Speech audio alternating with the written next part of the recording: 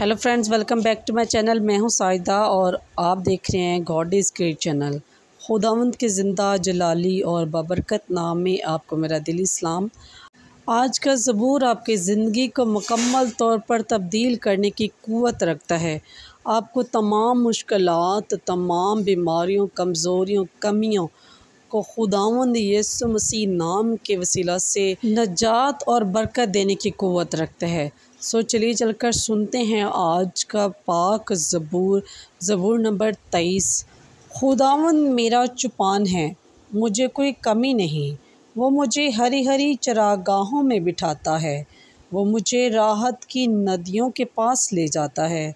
वो मेरी जान को बहाल करता है। वो मुझे अपने नाम की खातिर सीधी राहों पर ले चलता है। अगरचा मैं तरीकी की वादी में गुज़रूं, मैं किसी आफत से ना डरूंगा, क्योंकि तू मेरे साथ है। तेरा आसा और तेरी लाठी ये मेरी तसल्ली का बाइस हैं।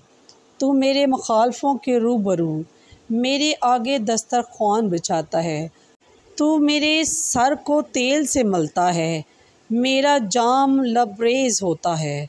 मेरी ज़िंदगी के तमाम अयाम में भलाई और करम मेरे साथ होंगे और ज़मानों की दराज़ी तक मैं खुदावंद के घर में रहूँगा।